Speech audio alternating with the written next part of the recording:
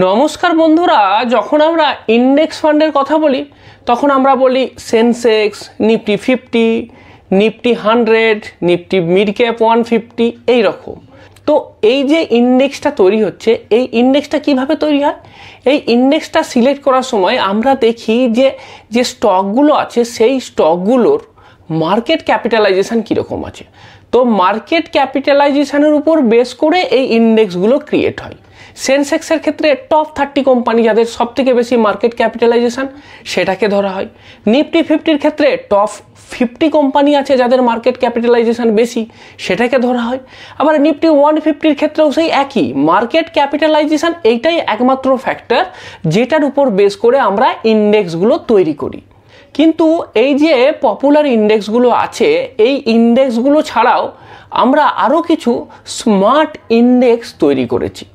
সেই স্মার্ট ইন্ডেক্সগুলো তৈরি করার সময় আমরা কিন্তু ওই মার্কেট ক্যাপিটালাইজেশনটাকেই শুধুমাত্র প্যারামিটার হিসাবে ধরিনি, তাছাড়াও আরও অনেকগুলো প্যারামিটার আছে যেইগুলোর উপর বেস করে আমরা আরও অ্যাডিশনাল ইন্ডেক্স ক্রিয়েট করেছি। তো সেই যে প্যারামিটার, সেই প্যারামিটারসগুলো কী কী?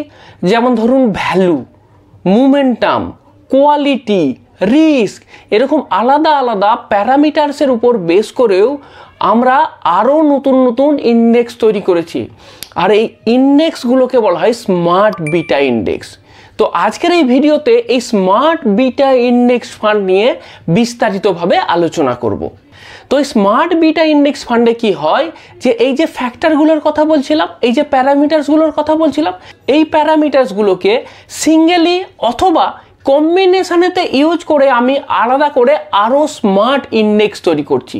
সেই কারণের জন্য এইগুলোকে বলা হয় স্মার্ট বিটা ইন্ডেক্স ফান্ড।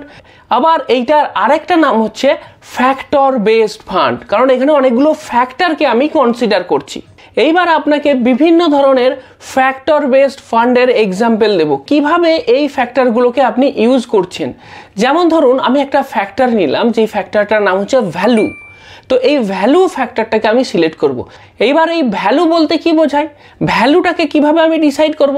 দেখুন, ভ্যালু মানে হচ্ছে যে কোনো স্টকের প্রাইস যদি তার ইন্ট্রিনসিক ভ্যালুর থেকে কম হয় তাহলে বলবো সেটাকে ভ্যালু স্টক। এবার আমি কি করে নির্ণয় করব যে এই স্টকটা ভ্যালু স্টক? সেটা চেক করার জন্য আমরা কতগুলো মেজারমেন্ট করতে পারি। যেমন ধরুন পিবি রেশিও, তো price to book value ratio যেটা বা পিবি রেশিও, সেইটা যত কম হবে তত আমি বলবো যে এটা ভ্যালু স্টক। তারপরে আসছে পিই রেশিও, পিই রেশিও যত কম হবে সেটাকে আমি বলবো ভ্যালু স্টক। তেমনিভাবে আরও কিছু ফ্যাক্টরস আছে, যেমন ধরুন মোমেন্টাম। মোমেন্টাম মানে বুঝতে পারছেন যে স্টকগুলো গত 3 বা 5 মাসে পারফরমেন্স খুব ভালো আছে, আমি বলবো যে সেগুলোর মোমেন্টাম ভালো আছে। তো এই মোমেন্টামটাকে কি করে মেজার করব? Point to point past return আমরা চেক করতে পারি, হিস্টোরিক্যাল আলফা চেক করতে পারি, এর সাহায্যে আমি মোমেন্টামটা দেখব।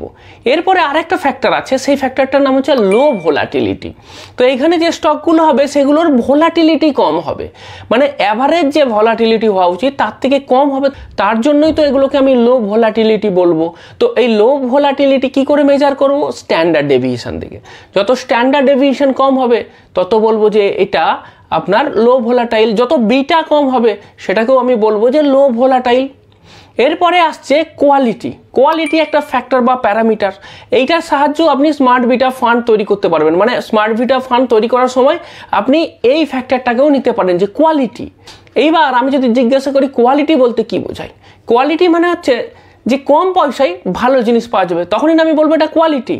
তার মানে যে স্টকগুলো খুব ভালো প্রফিটেবল ছিল, হিস্টোরিক্যালি ভালো প্রফিটেবল থেকেছে, সেগুলোকে আমি বলতে পারি কোয়ালিটি স্টক। তো কোয়ালিটি স্টক আমি কিভাবে চেক করব? আমাকে দেখতে হবে রিটার্ন অন ইকুইটি কেমন আছে, সেটা ভালো হতে হবে। রিটার্ন অন ক্যাপিটাল ইনভেস্টমেন্ট বা আরওসি ভালো হতে হবে। আর্নিং পার শেয়ার গ্রোথ সেটা ভালো হতে হবে। পজিটিভ ক্যাশ ফ্লো থাকতে হবে। ব্যালেন্স শিট ভালো হতে হবে। এইগুলো সব দেখে আমি বলবো যে না, এটা কোয়ালিটি স্টক। এইবার এই যে প্রতিটা ফ্যাক্টর আছে, এই প্রতিটা ফ্যাক্টরকে কাজে লাগিয়ে আমি ইন্ডেক্স তৈরি করব। হতে পারে সেটা শুধুমাত্র একটা ফ্যাক্টরকেই নিলাম, অথবা হতে পারে যে এরকম দুটো ফ্যাক্টরকে নিলাম, বা 3টে ফ্যাক্টরকেও নিতে পারি। আমি আপনাকে এক্সাম্পল দিচ্ছি যে ইন্ডেক্সগুলো, এই যে ফ্যাক্টরগুলোর কথা এতক্ষণ বললাম, সেই ফ্যাক্টরগুলোকে কাজে লাগিয়ে কিভাবে ইন্ডেক্স তৈরি করা হয়। যেমন ধরুন আমি একটা ফান্ডের কথা বলছি, সেইটার নাম হচ্ছে যে নিফটি 100 লো ভোলাটিলিটি 30 ইন্ডেক্স। তার মানে এখানে কি হচ্ছে, এখানে দেখুন আমি একটাই শুধুমাত্র ফ্যাক্টর নিয়েছি, আর সেই ফ্যাক্টরটা কি, সেটা হচ্ছে ভোলাটিলিটি, মানে লো ভোলাটাইল হতে হবে। তার মানে একটাই ফ্যাক্টর নিয়েছি যেটা 100% সেই ফ্যাক্টরটারই ওয়েট আছে, এবং সেটা কি, সেটা হচ্ছে ভোলাটিলিটি। নিফটির যে 100টা স্টক আছে তার ভেতর থেকে যে 30টার সব থেকে কম ভোলাটিলিটি আছে সেইটাকে সিলেক্ট করব। এরপরে ধরুন আরেকটা এক্সাম্পল দিতে পারি, এখানে যে ইন্ডেক্সটা ক্রিয়েট হবে এখানেও কিন্তু একটা ফ্যাক্টরই নেব, এটার নাম কি, এটা হচ্ছে নিফটি 100 আলফা 30 ইন্ডেক্স।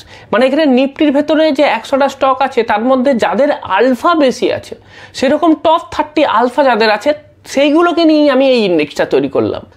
এরপরে আমরা কি করব, যে আমি দুটো প্যারামিটার্সকে নিয়ে নেব, মানে দুটো ফ্যাক্টরকে নিয়ে আমি ইন্ডেক্স তৈরি করব। যেমন ধরুন নিফটি আলফা লো ভোলাটিলিটি 30, তার মানে এখানে কি হবে, এখানে নিফটির ভেতর থেকে সেই স্টকগুলোকেই নেব যাদের আলফা বেশি আছে কিন্তু ভোলাটিলিটি কম আছে। মানে এখানে আমি দুটো ফ্যাক্টরকে কাজে লাগিয়ে আমি একটা ইন্ডেক্স তৈরি করলাম। এখানে আমার ওয়েটেজটা কীরকম হবে, যে 50% আমি আলফা ওয়েটেজ দেবো আর 50% আমি ভোলাটিলিটিতে ওয়েটেজ দেবো। ঠিক তেমনিভাবেই আমি আরেকটা ক্রিয়েট করতে পারি, যে Nifty quality low volatility index. মানে এখানে দুটো ফ্যাক্টর নেওয়া হলো, কোয়ালিটিটাকে নিলাম আর ভোলাটিলিটিটাকে নিলাম। ঠিক তেমনিভাবেই আমি তিনটে ফ্যাক্টরকে ইউজ করেও কিন্তু একটা স্মার্ট বিটা ইন্ডেক্স তৈরি করতে পারি। এক্সাম্পল দিচ্ছি, Nifty alpha quality low volatility 30। তার মানে এই যে 30টা স্টক হবে সেটা আলফা বেশি হবে, কোয়ালিটি ভালো হবে, ভোলাটিলিটি কম হবে, মানে তিনটেই ফ্যাক্টরকে মিলিয়ে একটা ইন্ডেক্স তৈরি করছি। ঠিক তেমনিভাবেই আমি চারটে যে ফ্যাক্টর আছে এই চারটে ফ্যাক্টরকেও নিতে পারি। তো সেইটারও একটা এক্সাম্পল দিয়ে ফেলি, যেমন ধরুন নিফটি আলফা কোয়ালিটি ভ্যালু লো ভোলাটিলিটি 30। এইবার ধরুন আপনাকে আমি একটা প্র্যাকটিক্যালি এইরকম স্মার্ট বিটা ফান্ডের এক্সাম্পল দিই। যেমন ধরুন আইসিআইসিআই প্রুডেন্সিয়াল নিফটি 100 লো ভোলাটিলিটি 30 ইটিএফ। তারপরে বুঝতেই পাচ্ছেন যে এই যে আইসিআইসিআইয়ের যে এই যে মিউচুয়াল ফান্ডটা সেই 30 স্টককে নেবে যার লো ভোলাটিলিটি আছে। তা কোন কোন স্টক সেগুলো, চলুন আপনাকে আমি জাস্ট লিস্টে শো করছি, আপনাকে রিড করছি না, আপনি দেখে নিন। আপনাকে আমি স্টকগুলো দেখাচ্ছি, এই স্টকগুলো হচ্ছে লো ভোলাটিলিটি, সেই কারণের জন্য এই স্টকগুলোকে নিয়ে 30টা স্টক মিলিয়ে একটা ইন্ডেক্স তৈরি করেছে। ঠিক তেমনিভাবেই আপনাকে আরেকটা এক্সাম্পল দিতে পারি, যেমন ধরুন নিপন ইন্ডিয়া নিফটি আলফা লো ভোলাটিলিটি 30 ইন্ডেক্স। তো এটা হচ্ছে নিপন ইন্ডিয়া, তারা এই স্টকগুলো সিলেকশন করে একটা তারা এরকম ইন্ডেক্স বানিয়েছে। এইবার আপনাকে যে ডেটাটা শো করবো এটা খুব ইন্টারেস্টিং ডেটা। এই ডেটাটাতে আমি এটা শো করব যে এই যে স্মার্ট বিটা ইন্ডেক্সগুলোর কথা বলছি, এই স্মার্ট বিটা ইন্ডেক্সগুলোতে ইনভেস্ট করে আদৌ লাভ আছে। তো আমার তো অলরেডি একটা ইন্ডেক্স আছে যেটাকে আমি জানি এবং খুব কমন ইন্ডেক্স, সেটা হচ্ছে নিফটি 50 ইন্ডেক্স। তো এই নিফটি 50 ইন্ডেক্সে ইনভেস্ট না করে এই স্মার্ট বিটাগুলোতে ইনভেস্ট করলে আমার আদৌ কিছু লাভ হবে কি? তো চলুন আপনাকে এই কতগুলো স্মার্ট বিটা ইন্ডেক্সের সাথে নিফটি 50-র তুলনা করে দেখাই যে তাদের রিটার্নটা কীরকম এসেছে। তো এই কম্প্যারিজনের জন্য আমি 4টে স্মার্ট বিটা ফান্ড নিয়েছি এবং তার সাথে নিয়েছি নিফটি 50। এই 5টার ক্ষেত্রেই আমি কিন্তু টিআরআই ভ্যালু যেটা সেটা নিয়েছি। প্রথম যেটা আসছে সেটা হচ্ছে নিফটি 50 ভ্যালু 20 টিআরআই রিটার্ন, তারপর একটা হচ্ছে নিফটি 200 মোমেন্টাম 30 টিআরআই, তারপর একটা হচ্ছে নিফটি 200 কোয়ালিটি 30 টিআরআই, 4 নম্বরটা হচ্ছে নিফটি 100 লো ভোলাটিলিটি 30 টিআরআই, এবং পরেরটা হচ্ছে নিফটি 50 টিআরআই। মানে প্রতিটারই টোটাল রিটার্ন যেটা আমরা সেটা দেখব। দেখুন 2011 সালে যদি আমি চেক করি তাহলে আমি কি দেখতে পাচ্ছি, তো 2011 সালে আমরা দেখতে পাচ্ছি যে রিটার্ন খুব খারাপ, স্টক মার্কেটের রিটার্ন খারাপ ছিল, ইন্ডেক্সের রিটার্ন খারাপ ছিল। সেখানে আমরা কি দেখতে পাচ্ছি যে নিফটি 50 -24% রিটার্ন দিয়েছে। মানে বুঝতেই পাচ্ছেন সেই সময় মার্কেট বিরাট খারাপ ছিল। কিন্তু যদি আপনি দেখেন নিফটি 200 কোয়ালিটি 30 টিআরআই, তার রিটার্ন ছিল -10%। মানে এখানে ডাউন সাইড প্রোটেকশনটা বেশি ছিল, এটা ভালো পারফর্ম করেছে তার তুলনাতে। তাহলে এখানে তো আমি কি করছি, প্রতিটা সালেতে এই যে বিভিন্ন ফান্ডগুলো ছিল এই ফান্ডগুলো নিফটি 50-র তুলনায় ভালো রিটার্ন দিয়েছে না খারাপ রিটার্ন দিয়েছে সেইটা আমি দেখব। যেগুলো লাল আছে সেই লালগুলো মানে বুঝবেন যে নিফটি 50-র থেকে খারাপ রিটার্ন দিয়েছে, আর গ্রিন যদি আছে সেগুলো হচ্ছে যে নিফটি 50-র থেকে ভালো রিটার্ন দিয়েছে। এইবার কম্প্যারিজন করে দেখুন যে কোনটাতে সবুজ আপনার বেশি আছে, যে ফান্ডগুলোতে সবুজ বেশি আছে তাহলে বোঝা যাবে যে সেই ফান্ডগুলো ভালো। আপনি যদি ইয়ার ওয়াইজ দেখেন, মানে 2011 থেকে 2022 এই যে হিস্টোরিক্যাল ডেটাটা যদি আমরা দেখি, তাহলে কি দেখতে পাচ্ছি যে সব থেকে ভালো কিন্তু নিফটি 100 লো ভলিউম 30 টিআরআই রিটার্ন, যেখানে কিনা শুধুমাত্র দুটো ক্ষেত্রে সেটা আপনার নিফটি 50 থেকে খারাপ পারফর্ম করেছে, বাকি প্রতি সালেতেই সেটা ভালো পারফর্ম করেছে। তাহলে আমি কি বলতে পারি যে এইটা কিন্তু একটা ভালো ইনভেস্টমেন্ট অপশন হতে পারে। ইভেন নিফটি 200 কোয়ালিটি 30 টিআরআই যে রিটার্ন, সেটাও কিন্তু আপনার নিফটি 50 থেকে ভালো রিটার্ন দিয়েছে। এইবার প্রশ্ন হলো যে এই স্মার্ট বিটা ইন্ডেক্স ফান্ড বা ফ্যাক্টর বেসড ইনভেস্ট ফান্ডের অ্যাডভান্টেজগুলো কী কী। প্রথম অ্যাডভান্টেজ যেটা, সেটা হচ্ছে খুব ট্রান্সপারেন্ট এবং এটা খুব লজিক্যাল অ্যাপ্রোচ।